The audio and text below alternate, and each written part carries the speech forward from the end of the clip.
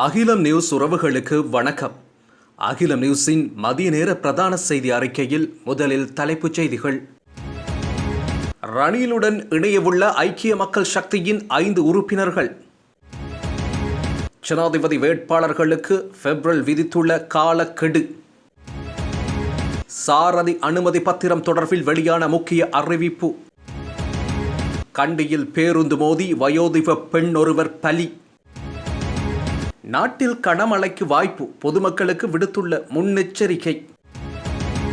குழந்தைகள் மத்தியில் அதிகரிக்கும் நோய், விடுக்கப்பட்டுள்ள அறிவுறுத்தல்.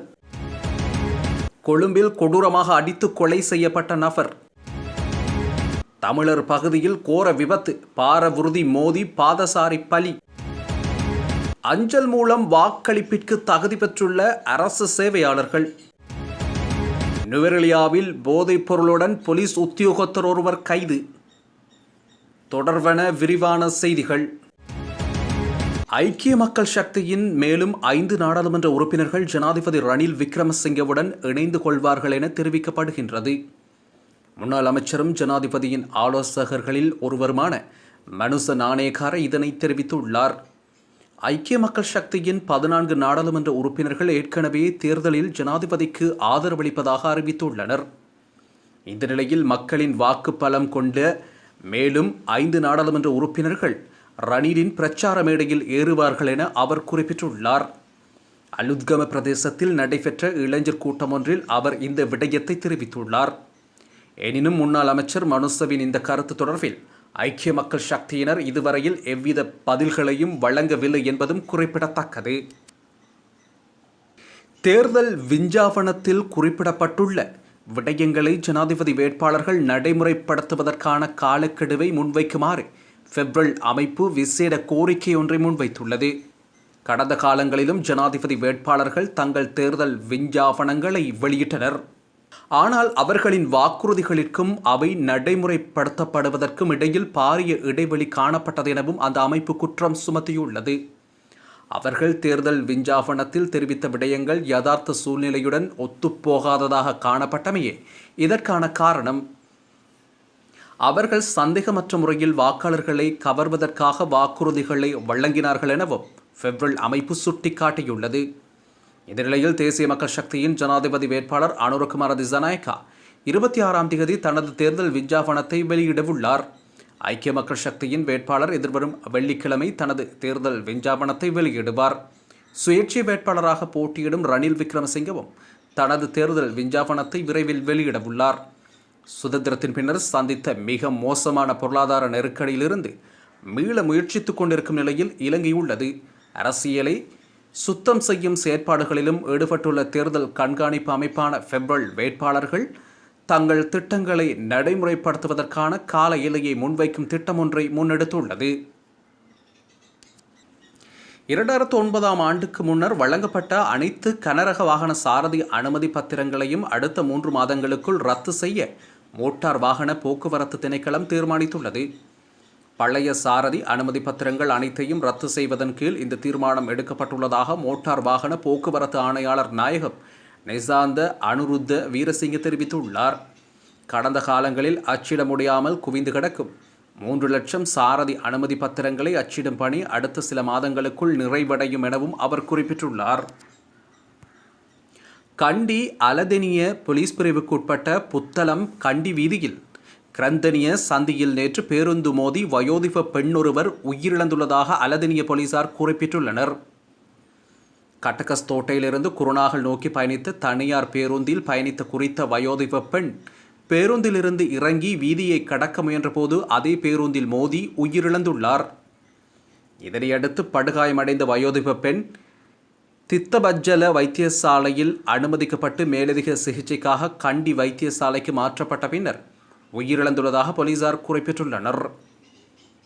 கண்டி கும்புரேகம பிரதேசத்தில் வசிக்கும் 67 வயோதிப பெண் ஒருவரே இவ்வாறு உயிரிழந்துள்ளார். உயிரிழந்த பெண்ணின் சடலம் கண்டி வைத்தியசாலையில் வைக்கப்பட்டுள்ளதுடன் பேருந்து சாரதி சந்தேகத்தின் பேரில் கைது செய்யப்பட்டுள்ளார். இது தொடர்பான மேலதிக விசாரணைகளை அலதெனிய போலீசார் மேற்கொண்டு வருகின்றனர். மேல் சப்ரகமுவ தென் மற்றும் வடமேல் மாகாணங்களிலும் கண்டி மற்றும் நுவரெலியா மாவட்டங்களிலும் அவ்வப்போது மழையோ அல்லது இடியுடன் கூடிய மழையோ பெய்யக்கூடிய சாத்தியம் காணப்படுவதாக வளிமண்டலவியல் திணைக்களம் எதிர்வு கூறியுள்ளது.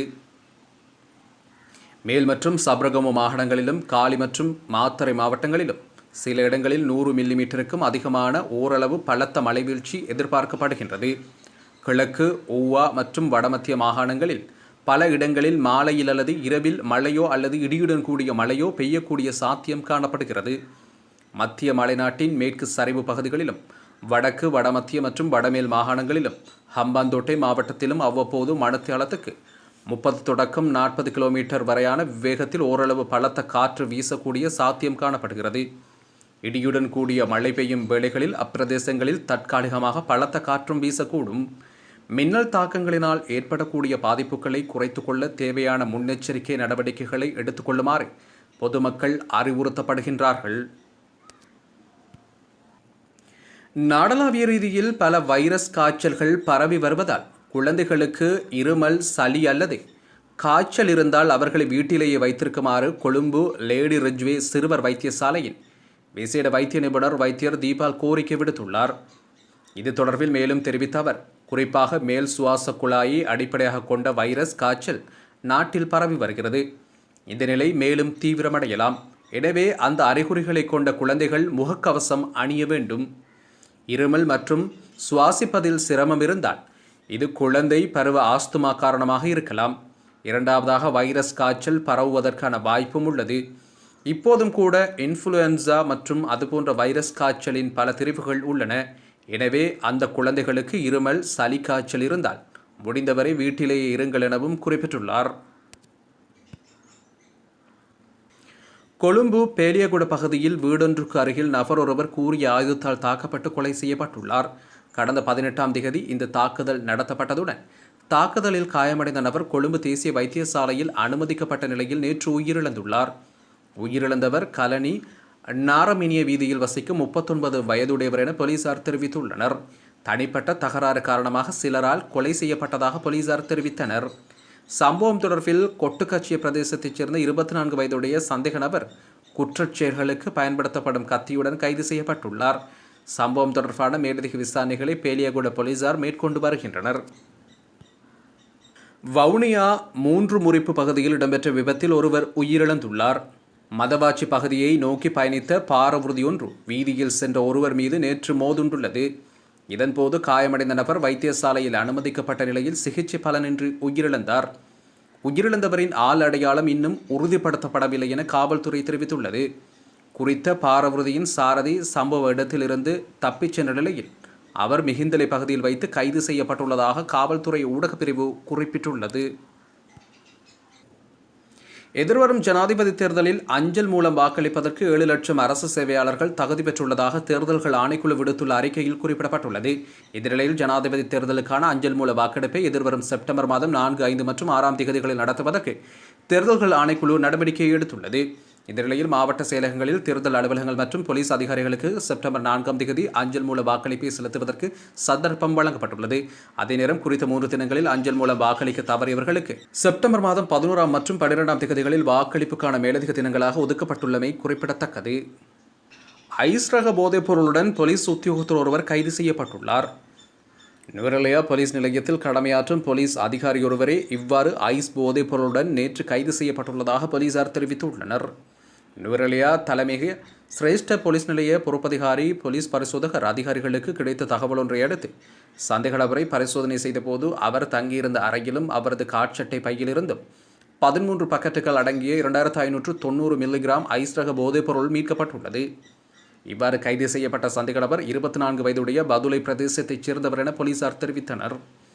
குறித்த சந்தேக நபர் இதற்கு முன்னரும் கொழும்பு ப்ளூமெண்டல் போலீஸ் நிலையத்தில் லஞ்ச ஒழிப்பு பிரிவில் கடமையாற்றியதாகவும் அங்கும் இவ்வாறான தவறான குற்றச்சாட்டுகள் உறுதிப்படுத்தப்பட்டமையால் போலீஸ் மா அதிபருக்கு அறிவிக்கப்பட்டு எச்சரிக்கை வழங்கப்பட்டு நுவரெலியா போலீஸ் நிலையத்திற்கு இடமாற்றம் செய்யப்பட்டவர் என தெரிவிக்கப்படுகின்றது. இந்த நிலையில் சந்தேக நபரை இன்றைய தினம் நுவரெலியா மாவட்ட நீதிமன்றத்தில் முற்படுத்த நடவடிக்கை எடுக்கப்பட்டுள்ளது.